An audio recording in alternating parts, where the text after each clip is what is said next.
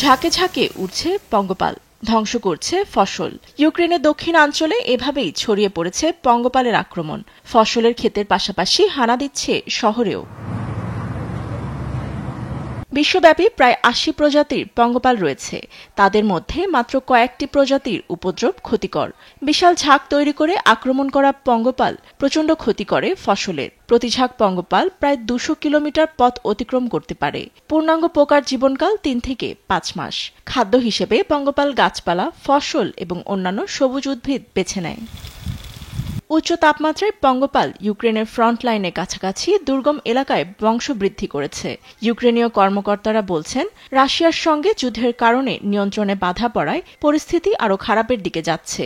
সেই সঙ্গে কমেছে পোকা শিকারী পাখির সংখ্যাও। এটি আমাদের জটিল সমস্যা। আমরা কখনো এমন সমস্যার মুখোমুখি হইনি। যতটা সম্ভব এর বিরুদ্ধে লড়াই করছি। আমরা প্রতিদিন বাইরে যাই, মাঝে মাঝে বিষ ছিটিয়ে দিই। যখন লোকেরা অভিযোগ করে বলে পঙ্গপাল কোন রাস্তায় গেছে, কোথায় দেখা দিয়েছে, এবং আমরা সেখানেই তাদের মোকাবিলার চেষ্টা করি।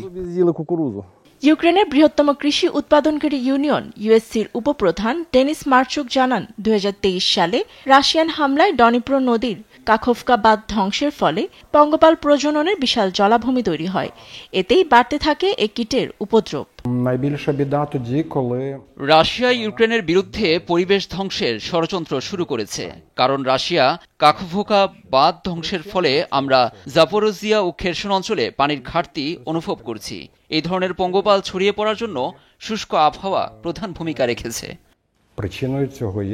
স্থানীয়রা বলছেন, একের পর এক ফসল, গাছপালা, এমনকি পথের দুধারে সব গ্রাস করেছে পঙ্গপাল। কৃষকের দাবি, এরই মধ্যে সূর্যমুখী ফসলের ১/৩ ধ্বংস হয়ে গেছে। ফাতেমা তাসনিম, নিউজ ডেস্ক, দেশ টিভি।